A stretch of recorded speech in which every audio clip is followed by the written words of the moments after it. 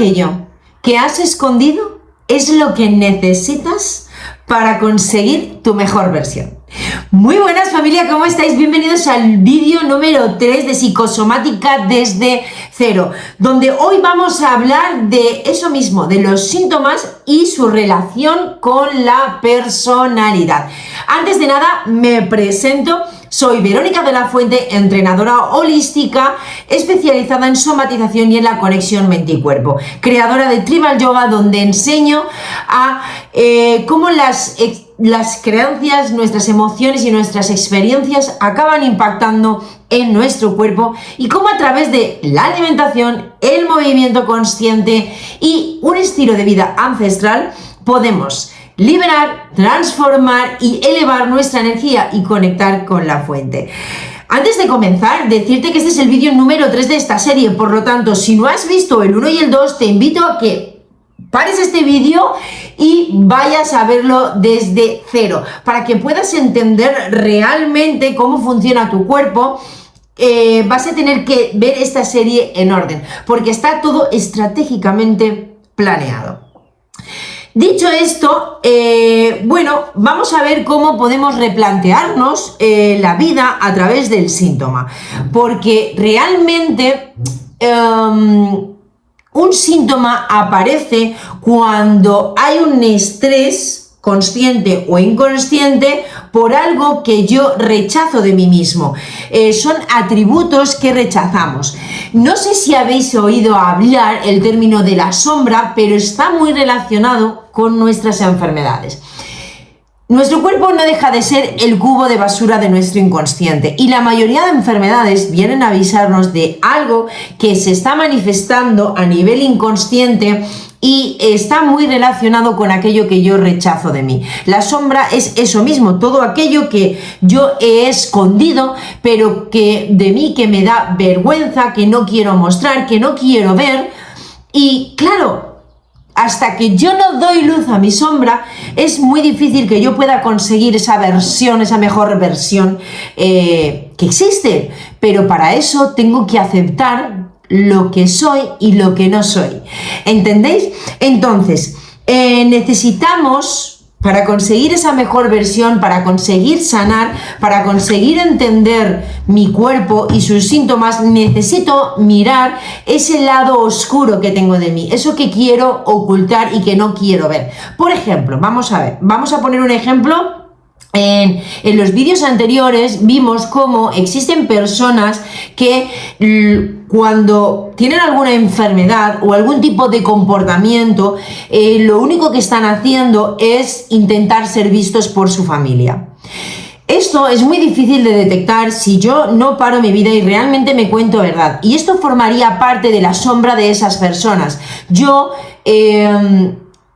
tengo la necesidad de ser amado y estoy teniendo este comportamiento o estoy mostrando estos síntomas simplemente para llamar la atención de mi familia o de mi pareja o de quien sea, de X. Es muy difícil ver esto, pero si yo no soy consciente de por qué actúo así o por qué se están manifestando estos síntomas, que a lo largo de esta serie os prometo que vais a dar luz a muchas cosas de vuestra sombra, vamos a poner nombre y apellido a muchos de vuestros síntomas.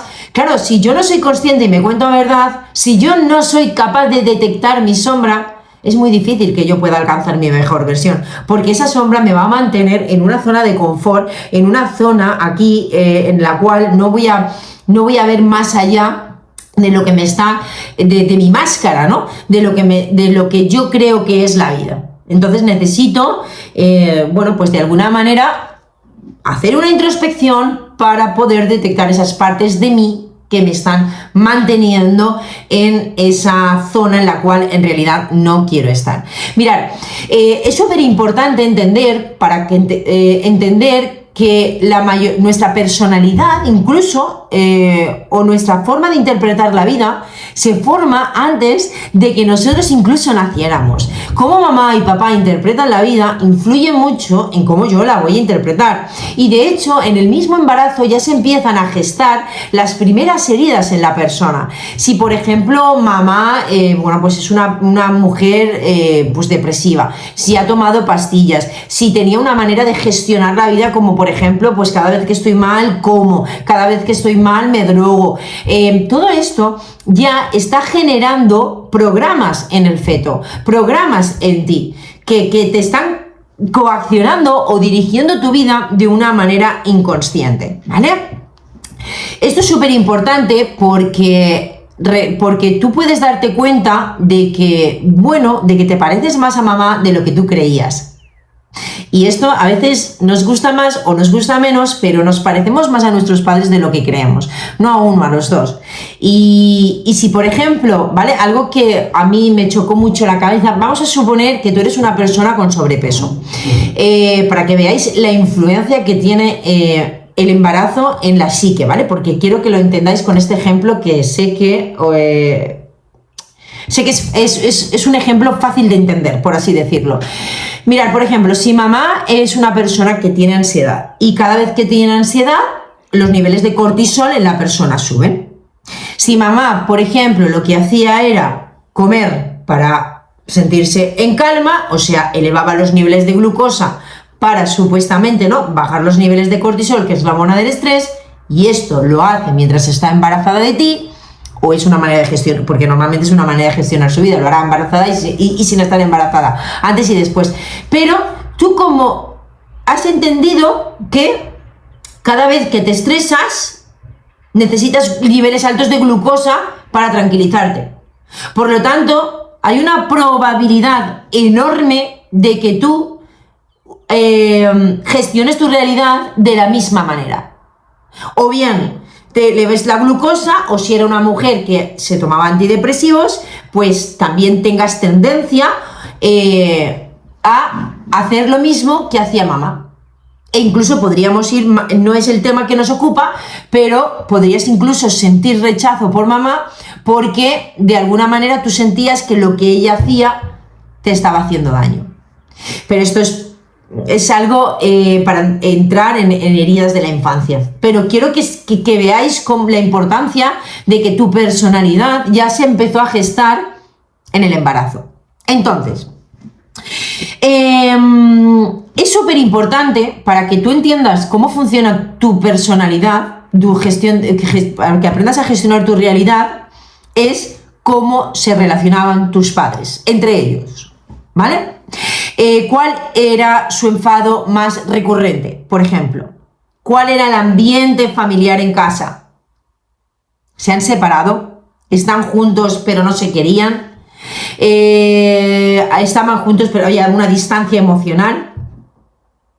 Porque normalmente esto que ellos hacen, cómo ellos han interpretado su relación, su vida, es algo que se va a estar repitiendo constantemente en tu vida también y se ha repetido en la suya, pero tú tienes que ser consciente de esto para poder separarte de esa experiencia, verla y poder transmutarla, ¿no? Pues esta manera de ver, esto es lo que marca tu personalidad. Y además, tú has adquirido la misma forma de ser que ellos o la misma manera de interpretar la realidad que ellos, porque esto es una lealtad. Quiero decirte, si mamá y papá son así, tú vas a ser igual que ellos porque es una manera de ser útil, de satisfacer al sistema, siendo igual que ellos. Es una manera de que no te van a rechazar. Si yo soy como mamá y papá, ellos van a acogerme en su sistema. No vaya a ser que yo sea diferente, ¿entendéis? Y me rechace y me quede solo.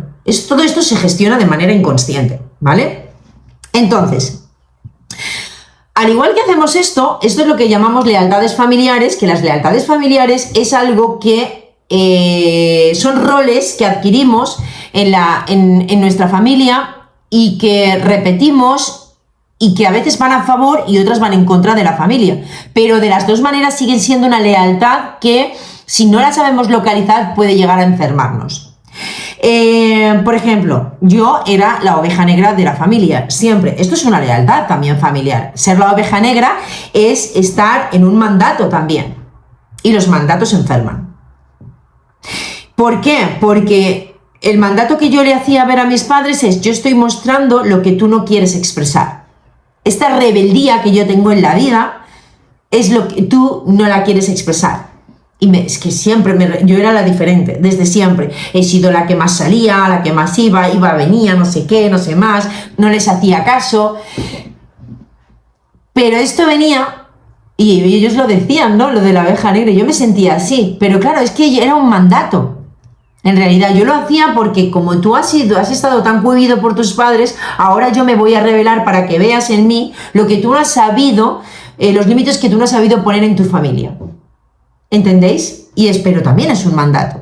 Y también tengo que saber localizarlo para poder, para dejar que me mande. O sea, porque los mandatos no dejan de ser como leyes invisibles que nos dirigen la vida. Y al igual que estudias lo que tu padre, haces lo que tu papá quiere, a lo mejor es al contrario. Pero de las dos maneras estás siendo dirigido por algo que no eres tú. ¿Entiendes? No estás eligiendo libremente. Es ahí donde quiero llegar. Tú no estás eligiendo libremente, por lo tanto, eso va a generar un estrés en tu sistema que se acabará somatizando, ¿vale? Entonces, es lo que ya... en psicología hay unos modelos que se llaman los modelos operativos internos y tienen mucho que ver con mamá y papá. Porque mamá y papá determinan cómo van a ser tus relaciones en la edad adulta. Porque no dejan de ser nuestras estructuras internas que regulan y predicen cómo son ellos, predice cómo va a ser mi conducta interrelacional, cómo me voy a relacionar yo con mis parejas, con mis jefes, con mis amigos, ¿vale? Entonces, cómo nos comportamos con nuestros padres y cómo se comportan ellos predisponen cómo nos comportamos con los demás. Tanto en la manera, coger un rol de protección, coger el rol de sumiso, coger el rol de ser rechazados. Todo lo vamos a hacer en torno a lo que, como hemos crecido, que debemos ser. ¿Vale? ¿Qué pasa? Que aquí es donde viene lo interesante y aquí es donde juega la psicosomática un papel brutal. Porque nosotros, hasta la primera mitad de nuestra vida, desde que nacemos hasta que morimos, en la primera mitad, aquí es donde generamos, a través de nuestras heridas y a través de lo que aprendemos de papá y de mamá, de cómo debemos de comportarnos y de quiénes somos en la vida o de cómo somos, generamos un ego o una máscara para protegernos.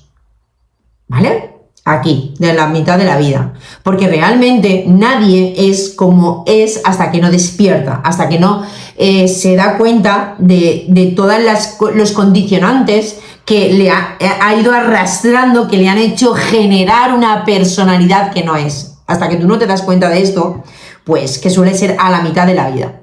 ¿Qué pasa? Si tú despiertas y tú te ves y eres capaz de ver lo que no eres, te sanas.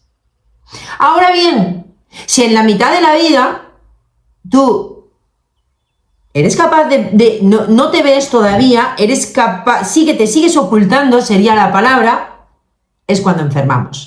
Por eso, la mayoría de las enfermedades aparecen a partir de los 30-40 años, porque es cuando la máscara ha estado tanto tiempo generando cambios químicos dentro de nosotros, estresando nuestro cuerpo, que llega un momento en que el cuerpo ya no se defiende, ya no tiene tanta energía para defender todos esos desastres psíquicos, y esa mente y eso cada vez toma más fuerza y se somatiza en el cuerpo. A partir de esa edad. Entonces es cuando, por eso se generan más síntomas, porque realmente ya llevamos mucho tiempo arrastrando a alguien que no somos, siendo quien no somos, haciendo lo que no queremos, viviendo en una incoherencia 24 horas. ¿Vale? Y esa incoherencia es la que nos enferma. Entonces, necesitamos detectar cuál es nuestra sombra. Por ejemplo, vamos a hablar de la agresividad. La agresividad forma parte de nuestra personalidad y no quiere decir con una agresividad no es mala, no es ser agresivo, no es ir pegando a las personas por ahí o ir pegando 4 gritos. Ser agresivo es tener el carácter suficiente como para poner límites, tener el coraje suficiente para hacer algo, ¿vale? Y ser valientes. Pero no por eso quiere decir que tú esa ira, esa agresividad, si tú la sabes canalizar, no tiene por qué hacerte daño a ti ni hacer daño a nadie. Es tener la energía masculina bien enraizada, ¿vale? Entonces, ¿qué pasa? Que hay personas que como tienen una creencia, que al final es una creencia del ego, que la agresividad es mala, no ponen límites en su vida. No consiguen sus objetivos porque creen que esto será agresivo o no se defienden. Claro, pero porque tienen esa creencia inconsciente de que la agresividad es mala. Y eso forma parte de la sombra. Por eso, y estas personas acabarán somatizando y padeciendo seguramente problemas digestivos. Cada persona somatiza en un lugar, sí que es verdad, pero hay ciertas tendencias porque esto tiene mucho que ver con el plexo solar, que esto lo veremos en los últimos capítulos de la serie. La ira tiene mucho que ver con la aceptación de cómo es el mundo y cómo soy yo. Entonces, claro, y con la energía masculina y con la consecución de objetivos. Un objetivo no tiene por qué ser emprender, puede ser realmente, oye, mostrar quién yo soy. O un objetivo puede ser poner límites, ¿no? En una relación. Puede ser un objetivo también. No tiene por qué ser todo material. Entonces, claro, si yo no detecto esa parte de mí, y porque mucha gente dice, yo es que soy así. No, no eres así, ¿no? Tienes una creencia que te está impidiendo ser tú. ¿Entendéis? Todos nacemos saludables, pero a lo largo de la vida, porque hemos visto a mamá ser así, lo hemos creído en el cole, en nuestro entorno, se han generado una serie de creencias que han cohibido partes de mí. Pero tú sabes poner límites, pero tienes una creencia de que poner límites no es malo, porque a lo mejor porque eres mujer, o porque te da vergüenza, o por lo que sea, da igual, ¿vale? La tristeza, ¿vale? Muchas veces hay personas que se definen por alguien que es así como muy vulnerable. O, por ejemplo, te defines como una persona que tiene que resolver los problemas de todo el mundo. Entonces, claro, ¿qué pasa? Que hay quien no expresa lo que quiere ser porque para ello es un problema. Son las personas que están constantemente cuidando de su familia, por ejemplo, que no expresan sus verdaderos sentimientos porque los sentimientos de los demás siempre estaban por encima. Claro, esto aísla a la persona porque se cree que nadie la entiende y estas personas realmente no conectan con su vulnerabilidad y acaban padeciendo una tristeza crónica porque realmente están muy desconectadas de lo que ellos necesitan por simplemente ayudar a los demás, ¿vale? Y esto se ha visto mucho en las mujeres. Antiguamente eran mujeres que siempre estaban enfadadas o que siempre estaban tristes, ¿verdad? Porque realmente nunca se han preocupado por ellas mismas, sino eran mujeres que siempre estaban cuidando de su familia, lo que necesita su hijo, lo que necesita su marido, lo que necesita la hermana, lo que necesita bla, bla, bla, bla. Y si te fijas, son mujeres que han acabado su vida pues con grandes depresiones, con sobrepesos, de una manera pues eso, donde las emociones como la ira, la tristeza les han invadido. Entonces, ¿cómo hacemos esto? ¿Cómo cambiamos? ¿Cómo dejo de resistirme, ¿no? ¿Cómo puedo hacer que mi personalidad, ¿no? De alguna manera cambiar mi personalidad para que estos síntomas dejen de manifestarse? Necesitamos resignificar nuestra historia, ¿vale? Primero, lo que necesitamos es cambiar el juicio ante las personas que activan esa creencia en nosotros, ¿vale? Por ejemplo, vamos a entender esto, vamos a bajarlo a la tierra. Si, por ejemplo, tú has tenido un padre agresivo y tú no le perdonas, ¿vale? No vas a permitirte el grado de agresividad necesaria para poder sobrevivir, marcar límites o defenderte, ¿vale? Es ahí por donde quiero ir. Porque la mayoría de veces lo que hacemos es, como os he dicho, es un mandato que tenemos. Si papá fue agresivo conmigo, ¿vale? Yo, hasta que no perdone a papá, seguiré dejando que los demás, que hayan más papás en mi vida. ¿Entendéis? Y yo seguiré teniendo el mismo rol que tuve que tener con papá. Una persona sumisa y que no ponía límites. ¿Vale? Entonces, porque normalmente esas actitudes que tú estás reprimiendo de ti es porque te vienen en algún lugar de tu infancia, has aprendido a ser así.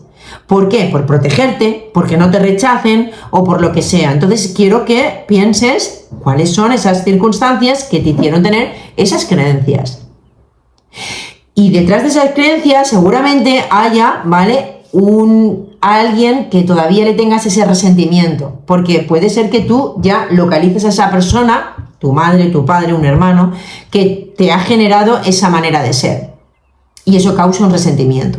Entonces es súper importante que te perdones a ti por las veces que no has actuado como tú de verdad internamente querías y te ha traído consecuencias que no te han gustado, o no te ha traído ninguna consecuencia, que también puede ser otro resultado, y te perdones a ti y perdones a esas personas que te han hecho creer que el mundo era así o que tú tenías que responder así ante el mundo, ¿vale? Es súper importante.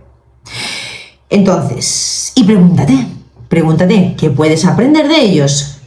Lejos del juicio, ¿vale? ¿Qué puedes aprender de estas personas? Más allá del dolor que te haya podido provocar esa manera de ser de ellos. Porque una cosa es comprender y otra cosa es tolerar, ¿vale? Entonces, fuera de eso, tú vas a... El perdón, yo sé que es muy difícil, ¿vale? Es muy complicado perdonar hasta que tienes un nivel de conciencia más elevado, pero necesitas comprender, ¿vale? Para poder dejar de somatizar y aceptar ese momento de tu vida. Puede ser en un pasado o puede ser que te esté pasando todavía, ¿vale? Entonces, es la única manera de poder cambiar nuestra personalidad, permitirnos ser auténticos. Y para poder ser auténticos yo tengo que localizar mi sombra, ¿vale? Entonces, vamos a dar tres puntos o tres principios que nos van a ayudar a ser más auténticos en la vida. El primero es mayor apertura a la experiencia, ¿vale? Quiero que pienses algo que puede ser muy espiritual, y lo es, pero es súper importante esto. Quiero que sepas y que de verdad te lo metas aquí. Esto es algo que me he metido yo esta idea en la cabeza desde hace muchos años. Siempre estamos en el lugar correcto, con las personas correctas, viviendo la experiencia que nuestra alma necesita para crecer. Siempre, aunque no te guste esa enfermedad, aunque no te guste esa persona, aunque no te guste eso que acabas de vivir, te puedo asegurar que es el mejor maestro que podías tener en este momento de tu vida. Cuando pasa un tiempo y vemos las cosas con perspectiva, nos damos cuenta de que esto es así, de que es lo mejor que me podía haber pasado. Entonces, y quiero que entiendas, cuando tú comprendes este principio, te puedes dar cuenta que los demás no son la causa de lo que te pasa, que lo que te pasa porque hay algo dentro de ti que lo está atrayendo para poder crecer. Da igual que sea una enfermedad, da igual que sea una experiencia con una persona, con un trabajo, con lo que sea, da igual. Entonces, la aceptación de lo que nos pasa nos ayuda a conectarnos mejor con nuestra biología. ¿Por qué? Porque yo gestiono la vida desde otra manera y entiendo cómo funciona el universo, cómo funciona la vida, por qué atraigo lo que atraigo y por qué las personas nos atraemos. Porque nos atraemos porque tenemos aprendizajes en común y esto nos conecta, ¿vale? Segundo, tendencia a vivir desde lo existencial. ¿Esto qué quiere decir? Vive, ¿vale? Vive todo lo que puedas. Vive de una manera intensa y participativa. Tienes que estar presente en tu vida, porque es que hay personas que viven para los demás, por y para los demás, para cumplir sus deseos, para cumplir sus expectativas, para no ser rechazados. Vive tu vida. Deja de ser un espectador de tu vida y hazte notar. Participa, no tengas miedo de lo que los demás opinen de ti, porque muchas veces no hacemos más por lo que los demás puedan pensar de nosotros. ¿Entendéis? Y esto es un error, porque esto dejas de ser auténtico. No hago esto por miedo, no hago esto porque me rechacen, no hago esto. No, hazlo, participa, es tu vida. Y lo que no hagas tú por ti no lo va a hacer nadie. Entonces es súper importante que para ser auténtico empieces a dejar de hacer lo que los demás quieren, empieces a hacer lo que tú quieres, empieces a ser el protagonista de tu vida, ¿vale? ¿Por qué? Porque de verdad, o sea, perdemos nuestra identidad al querer no involucrarnos en nuestra propia vida. Esto que os decía yo en el capítulo 2, de que yo empecé a somatizar la inflamación de la barriga, ¿no? Porque esta inflamación me quería proteger de ese miedo al éxito, pues es eso. Al final es lo mismo. Yo me empecé a desidentificarme de mi identidad y a dejar de hacer las cosas que en realidad mi alma quería. Porque no se rían de mí, porque no me rechacen, porque no sé si voy a hacerlo bien. Y hay personas que están viviendo la vida que otros quieren, que su padre quiere, que su madre quiere, que quiere su pareja. No. Y tú pierdes tu identidad, dejas de ser quien tú verdaderamente eres para agradar a los demás. Así es que olvídate de eso, empieza a ser el protagonista de tu vida. 3. Tener una mayor riqueza de vida. No tienes que tener miedo de vivir. Esto volvemos un poquito al punto de 2. ¿Cuántas veces no nos sentimos capaces? No nos sentimos merecedores. No sé qué van a hablar de mí si digo o hago esto. ¿Esto qué pasa? Que no proporciona variabilidad a la vida. No vivo experiencias. Al final dejo de vivir porque no me siento capaz de hacer cosas. Entonces, tenemos que ser más valientes, porque al final hay un dicho que dice: si no eres valiente es porque estás viviendo la vida de otro. Atrévete a hacer lo que tú quieras, atrévete a soñar, a vivir, a pensar, a soñar en grande, ¿vale? Dicho esto, vamos a hacer un ejercicio de sombra. Vale. ¿Qué estrategia es la que usa la vida para mostrarnos nuestras sombras? El espejo. La vida es un espejo constantemente, y cuando aprendes a ver esto, de verdad, es increíble los cambios y las transformaciones que puedes dar súper rápido, en 0, ¿qué se dice? ¿Vale? Quiero que te preguntes, ¿qué no te gusta de los demás? ¿Qué no te gusta de los demás? Por ejemplo, a lo mejor eres una persona que odia el desorden en las personas.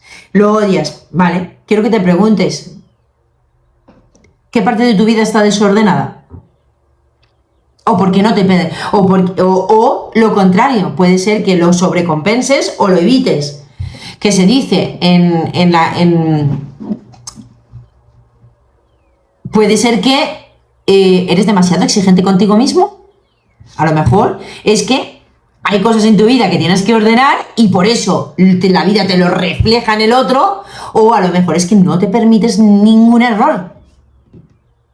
¿Entiendes? Puede ser que lo sobrecompenses o lo evites.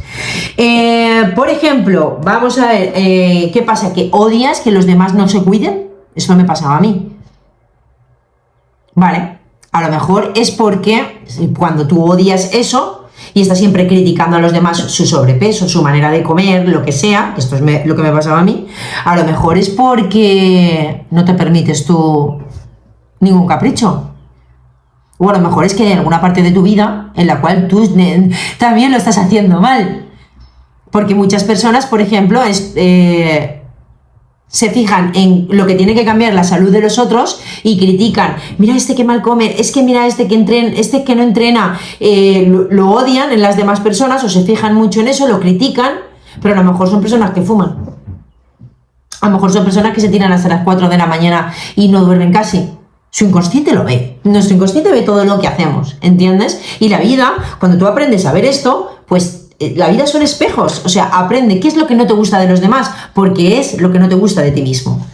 No puedes ver lo que no tienes dentro, de verdad. Si ves algo malo en el otro es porque eso lo tienes tú también.